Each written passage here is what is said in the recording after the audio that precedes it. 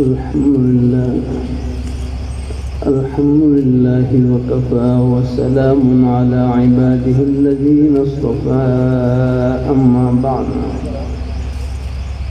أما بعد فأعوذ بالله من الشيطان الرجيم. بسم الله الرحمن الرحيم. ما كان محمد أبا أحد من رجالكم ولكن رسول الله وخاتم النبيين وكان الله بكل شيء عليما. وقال النبي صلى الله عليه وسلم أنا خاتم النبيين لا نبي بعدي. صدق الله مولانا العظيم وصدق رسوله النبي الكريم ونحن على ذلك من الشاهدين والشاكرين والحمد لله رب العالمين.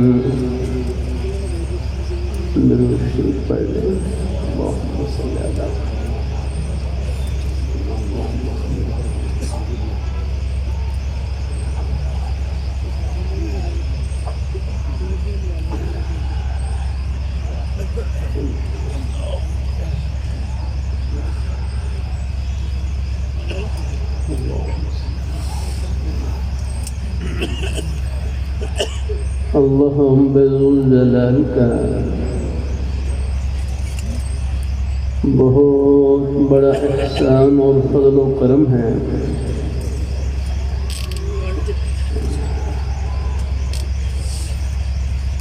کہ اس پرفتن دور میں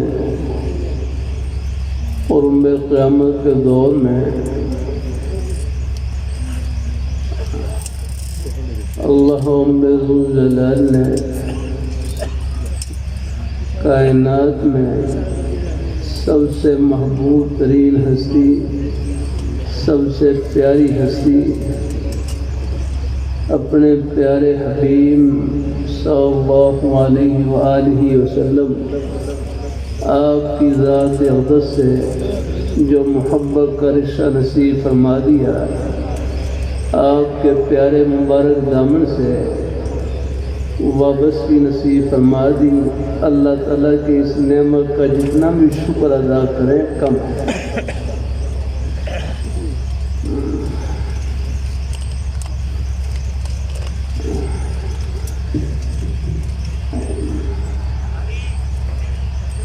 آپ کے ایمان کی تقویت کے لیے سنا دیتا ہوں.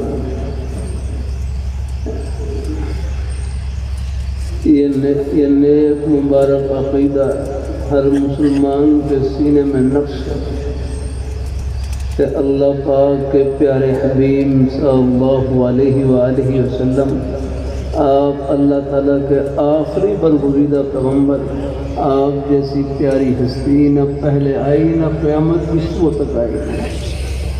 آپ کے بعد جو نبوت کا دعویٰ کرے وہ کذاب اور دجال ہو سکتا ہے، نبی قتل نہیں ہو سکتا.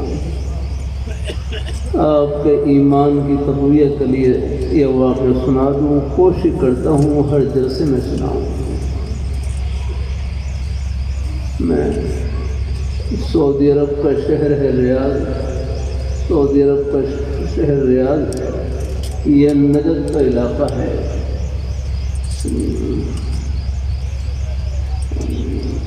یہاں سے یمامہ کا میدان 90 یا 100 کلومیٹر کے فاصلے پر ہے.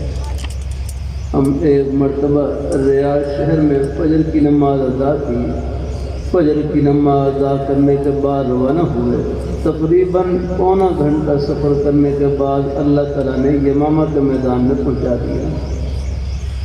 یہ وہی میدان ہے جہاں آج سے 1400 سال پہلے صحابہ کرام نے اللہ پاک کے پیارے حبیب صلی اللہ علیہ وآلہ وسلم آپ کے ناموس، آپ کی عظمت، عقیدہ ختم نبوت کا تحفظ کرتے ہوئے 1200 صحابہ کرام نے جام شہادت نوش کیا. سب یہیں آرام فرما اور مسلمہ کذاب کا قلقمہ کیا اور جڑ کھا دی. 70 بدری صحابہ اس میدان میں شہید ہوئے، حالانکہ جنگ بدر میں صرف 14 صحابہ شہید ہوئے، لیکن یہاں 70 بدری صحابہ شہید ہوئے، 700 حافظ قرآن صحابہ اس میدان میں شہید ہوئے۔ بہت بڑی قربانی لگی۔ ہمارے رہبر تھے تبلیغی جماعت کے بزرگ ڈاکٹر خالد صاحب، انہوں نے عجیب بات بتلائی، فرمانے لگے یہاں سڑک کے لیے کھدائی کر رہے تھے، کھدائی کے دوران بعض صحابہ کرام کی قبریں ظاہر ہو گئی، کھل گئی۔ جب مقامی حضرات نے صحابہ کرام کی زیارت کی، 1400 سال گزرنے کے باوجود صحابہ کرام کے جسم بھی تر و تازہ، ان کے کفن بھی تر و تازہ، جیسے ابھی آرام فرما ہوئے۔ نعرہ تکبیر، تاج و تخت ختم نبوت، شہدائے ختم نبوت۔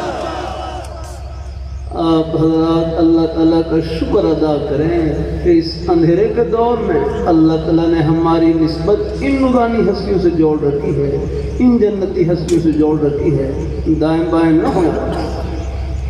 ابھی یہ لاک ڈاؤن سے پہلے عمرے کے مبارک سفر سے واپسی پر یہ اردن کا سفر ہوا۔ وہاں یہ اردن یہ انبیاء کی سرزمین ہے۔ اردن میں ایک مقام پڑتے ہیں، وہاں پر بیت المقدس 20-25 میل کے پاس ہے، پر اگر بادل نہ ہو تو وہاں بیت المقدس کے مینار وہاں سے نظر آتے ہیں۔ وہاں پر بہت سے صحابہ کرام کو قبور پر حاضر ہوئی، ان میں سے ایک صحابی حضرت زرار بن ازور رضی اللہ تعالیٰ عنہ، حضرت زرار بن ازور رضی اللہ تعالیٰ عنہ بڑے بہادر صحابی تھے۔ ان کے بارے میں آتا ہے جب یہ دشمن کے یہ جنگ کرتے تو جنگ میں یہ اپنا کرتا اتار لیتے اور کرتا اتار کر دشمن کی سب میں گھستے، بغیر زرہ کے بغیر تلوار کے بس دشمن کی سب میں گھس جاتے، بڑی بہادری کے ساتھ جاتے۔ تو وہاں تو ان کی قبر پر حاضری ہوئی، وہاں پر اور بھی ہمارے اکابر حضرات تشریف فرما ہے۔ ان کی قبر کے اوپر میں ایک تابوت ہے، تابوت رکھا ہوا، اور تابوت میں سوراخ ہے، اس سوراخ کے قریب ناک رکھتے تو واضح طور پر محسوس ہوتا ہے، یوں لگتا ہے جیسے کوئی اندر خوشبودار پنکھا چل رہا ہے، خوشبودار ہوائیں آتی ہیں۔ یہ اللہ پردے اٹھا کر اطلاع بتلا رہے، دلائل کا تو کوئی مسئلہ ہی نہیں، یہ الگ میدان۔ آپ حضرات شکر کریں، اس اندھیرے کے دور میں بھی اللہ تعالیٰ نے ہماری نسبت جن ہستیوں سے جوڑ رکھی، ان کا جنتی ہونا دنیا میں دکھلا دیا، اس سے بڑھ کر اور کیا چاہیے۔ اللہ تعالیٰ کے جتنے بھی فتنے ہوتے ہیں ان کے پاس دلائل نہیں، جہنم کا دھواں ہوتا ہے ان کے پاس۔ ایک بھائی بڑا اچھا جملہ کہنے لگے کہ دلائل دلیل کی جمع ہے، اور پھر سادہ سے لفظوں فرمانے لگے دلیل وہ ہوتی ہے جو خدا کے دروازے پر پہنچائے، دلیل وہ ہوتی ہے جو گنبد خضرا کے سائے میں پہنچائے، دلیل وہ ہوتی ہے جو صحابہ کرام اہل بیت کی محبت دلوں میں سجائے، دلیل وہ ہوتی ہے جو اولیاء کرام بزرگان دین ان کے سائے میں پہنچائے۔ اور میں جو دلیل خدا کے دروازے سے دور کر دے، گنبد خضرا کے سائے سے محروم کر دے، صحابہ کرام اہل بیت کی محبت میں فرق ڈال دے، اولیاء کرام بزرگان دین ان کے سائے سے محروم کر دے، پر میں یہ دلیل نہیں، اس میں جہنم کا دھواں چھپا ہوا ہے، یہ ضلالت نہیں بلکہ ضلالت و گمراہی ہے۔ نہ سنا کریں ان کی باتیں، یہ ٹیلی ویژن نیٹ کے اوپر بھی ہر ایک نہ سنا کریں، بات بڑے ایمان کو لانے والے جملے کہے جاتے ہیں۔ کبھی کبھی اللہ تعالیٰ کی توفیق سے کر دیتا ہوں کہ ڈاکٹر کی غلطی ڈاکٹر نکال سکتا ہے، انجینئر کی غلطی انجینئر نکال سکتا ہے، کون کتنا کام پر زہر ڈالتا ہے، اس کے لیے قاضی یہ ہمارے جدائیوں کے طلباء ہیں، یہ ہمارے اکابر حضرات موجود ہیں، بس ان کے قدموں میں جا سکتا ہے، دائیں بائیں نہ ہونے لگا۔ تو ہمارے بھائی عارف اپنی والدہ کو بڑا اچھا جملہ سنانے لگے، کہنے لگے میری والدہ فرمانے لگی او پتر جڑے راج کرنا نہیں انہوں نے کھنی لوٹ کری ہے۔ جب اللہ تعالیٰ نے سیدھا راستہ عطا فرما رکھا ہے، دائیں بائیں جھانکنے کی کیا ضرورت ہے؟ کیوں اپنے ایمان کو ہلاتے ہیں؟ قرآن پاک کی آخری صورت میں یہ وسوسہ ڈالنے والوں کے شر سے پناہ مانگی گئی ہے، من شر الوسواس الخناس الذی یوسوس فی صدور الناس من الجنۃ والناس۔ اس لیے ہمارے جامع شفیع کے بانی حضرت مفتی محمد صاحب رحمۃ اللہ علیہ ایک نصیحت یہ فرماتے تھے کہ جیسے کیسے بھی ہو سکے کسی نہ کسی طریقے سے اپنے ایمان کو قبر تک بچا کر لے جائے، پھر تو آگے موج ہی موج کم رہا۔ حضرت مفتی محمد صلی رحمۃ اللہ علیہ جب ان کا انتقال ہونے لگا، آخری جملہ ان کی زبان سے یہ نکلا، فرمانے لگے اللہ کی قسم دنیا کچھ نہیں اور آخرت سب کچھ، یا اللہ پردے اٹھا دیتے ہیں لگا۔ یہ ریوڑ میں یہ چند سال پہلے اجتماع کے موقع پر کراچی سے ایک عالم دین مولانا عبدالصمد صاحب کا انتقال ہوا۔ انتقال سے پہلے آخری جملہ جو ان کی زبان سے نکلا وہ یہ تھا، اس تو برب الکعبہ، رب کعبہ کی قسم میں کامیاب ہو گیا، اتنا کہا رک بات کرتے۔ اور ہمارے لاہور میں لوہاری میں ایک دہریہ خدا کے وجود کا منکر جب مرنے لگا، آخری الفاظ اس کی زبان سے نکل رہے ہیں، مجھے بچاؤ مجھے بچاؤ، یہ ڈراؤنی شکلیں نظر آ رہی ہے، مجھے مار رہی ہے، بس یہ کہہ کر مر گیا، خدا جانا ہے کیا ہوگا۔ اللہ تعالیٰ اپنی مہربانی فرمائے، ہم راستے میں ہیں، یہ منزل نہیں راہ گزر، یہ سرگودا گھر نہیں ہے راہ گزر، یہ ہمارے اکابر حضرات ہیں۔ اللہ ان کی نیک محبتوں کی اللہ بہترین جزا نصیب فرمائے۔ ہمارے حضرت ہمارے عظیم حضرت مولانا قرآن صاحب مقاصد العالیہ، ہمارے حضرت مولانا صاحب مقاصد العالیہ، اور ہمارے سرگودا کے یہاں جتنے اکابرین حضرات اللہ تعالیٰ سب سے سائے شفقت عمر کا نصیب فرمائے۔ یہ جتنے بھی نیک اجتماع ہیں یہ آپ کے ایمان پر پہرا دینے کے لیے ہیں۔ اب حضرت صاحب نے کتنی پیاری باتیں کی، حضرت جلانی صاحب نے کتنے ہوں گا ہنستے ہوئے آپ کے ایمان کو کہہ دے رہے ہیں۔ اللہ تعالیٰ اپنی مہربانی فرمائے، اللہ اپنی بارگاہ مقبول فرمائے، اللہ ہم سب کو اللہ اپنے ایمان پہ قائم رکھے۔ آپ کی دولت گھر میں نہیں، اللہ تعالیٰ نے 6 میں چھپا رکھی۔